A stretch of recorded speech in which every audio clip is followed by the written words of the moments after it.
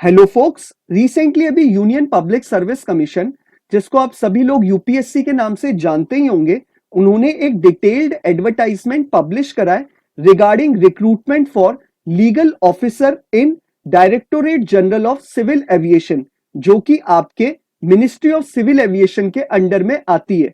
Number of vacancy दो निकाली गई है। एक vacancy OBC other backward class के लिए निकाली गई है और एक वैकेंसी अनरिजर्व्ड कैटेगरी के लिए निकाली गई है। एज क्राइटेरिया की बात कर लेते हैं। इन्होंने बोला है अगर अभी आप बिलो 35 ईयर ऑफ एज हैं, 35 साल से नीचे हैं, तो आप इस रिक्रूटमेंट प्रोसेस का पार्ट बन सकते हैं। पे स्केल की बात कर लेते हैं। लेवल 10 की पे स्केल आपको प्रोवाइड करी जाएगी और मैट्रिक्स आपका 7th पे कमीशन के अकॉर्डिंग होगा। अब बात कर लेते हैं एजुकेशनल क्वालिफिकेशन की। इसमें बोला गया है आपके पास एलएलबी की डिग्री होनी चाहिए from a recognised university. Experience में बताया गया है कि आपके पास मिनिमम 3 साल का एक्सपीरियंस होना चाहिए एज अ प्रैक्टिसिंग एडवोकेट। मतलब आपको प्रैक्टिस करते हुए एज एन एडवोकेट 3 साल कंप्लीट हो जाने चाहिए, तभी आप इस रिक्रूटमेंट प्रोसेस का पार्ट बनेंगे। डिजायरेबल क्वालिफिकेशन में बोला है कि आपके पास 1 साल का एक्सपीरियंस हो लीगल प्रैक्टिस में एविएशन के मैटर्स हैंडल करने के। मतलब आपने एविएशन के मैटर्स को लुकआउट करा हुआ हो, आपने उसके लीज ऑफ एयरक्राफ्ट के बारे में देखा हुआ हो, लाइबिलिटी रिजीम का आपने पढ़ा या काम करा हुआ होना चाहिए, उसमें acquisition and merger of airlines के रिगार्डिंग आपने काम करा हो। अगर आपकी प्रैक्टिस इन सब के रिगार्डिंग बीच रही है तो आपको अपर एज मिलेगा बाकी कैंडिडेट से। तो आपके लिए ये डिजायरेबल क्वालिफिकेशन यूपीएससी वालों ने रखी है। अब हम बात कर लेते हैं ड्यूटीज की कि आपका जॉब डिस्क्रिप्शन जॉब क्या होने वाली है। इसमें बोला है आपको जो एयरक्राफ्ट एक्ट 1934 है और एयरक्राफ्ट रूल्स है 1937, उसमें अमेंडमेंट्स के प्रपोजल ड्राफ्ट करने हैं।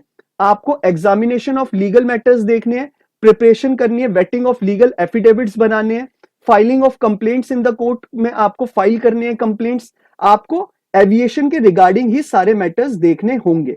अब इसमें बोला गया है कि आपको कौन सी डेट से पहले ये फॉर्म फिलअप कर देना है।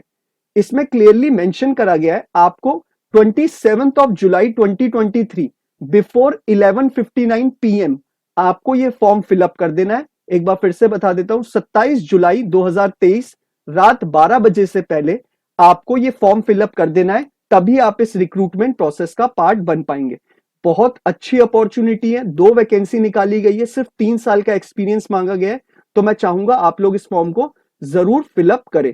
अब हम बात कर लेते हैं इसमें कि आपसे इसमें और चीजें क्या आपको बताई गई हैं जो आपको पता होनी चाहिए।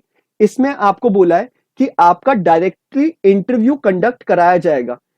कोई एग्जामिनेशन कंडक्ट नहीं होगा, आपका डायरेक्ट इंटरव्यू होगा। और इसमें बोला है अनरिजर्व्ड और इकोनॉमिक वीकर सेक्शन के लिए मैंडेटरी 50 नंबर रखे गए हैं और ओबीसी कैटेगरी के लिए 45 नंबर लाने उनके लिए जरूरी है। Schedule caste, schedule tribe, PWD के लिए 40 मार्क्स रखे गए हैं और आपका ये इंटरव्यू 100 नंबर का होने वाला है। मतलब अनरिजर्व कैटेगरी वाले बच्चे को 50 नंबर तो इंटरव्यू में मिनिमम स्कोर करने ही पड़ेंगे, तभी वो इसका मेरिट लिस्ट में पार्ट बन पाएगा। कहीं उसको चांसेस लगेंगे कि वो मेरिट लिस्ट में आ पाएगा। और सेम अदर बैकवर्ड क्लास के लिए भी 45 नंबर रखे हैं, 5 कम नंबर रखे हुए हैं अनरिजर्व कैटेगरी के लिए। बाकी कैटेगरीज में तो बच्चे अप्लाई कर ही नहीं सकते क्योंकि वैकेंसी हमारी 2 कैटेगरी में निकाली गई है। एप्लीकेशन फी की बात कर लेते हैं।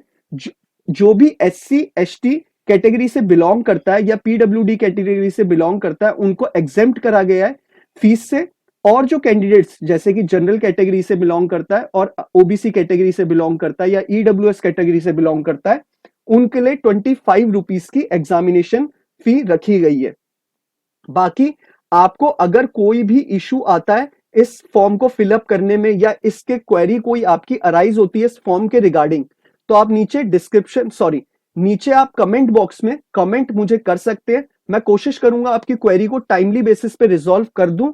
और अगर आपको लॉ की वैकेंसीज के रिगार्डिंग कोई भी इंफॉर्मेशन चाहिए होती है या आप चाहते हैं कि टाइमली बेसिस पे आपको वैकेंसी के बारे में, स्पेशली लीगल वैकेंसी के बारे में आपको टाइमली अपडेट्स मिल जाए कि कौन सी वैकेंसी आ गई है और कौन सी आने वाली है, तो आप इस अपने चैनल को सब्सक्राइब कर सकते हैं ताकि आपको टाइमली बेसिस पे सारी लीगल वैकेंसी के रिगार्डिंग इंफॉर्मेशन मिल जाए।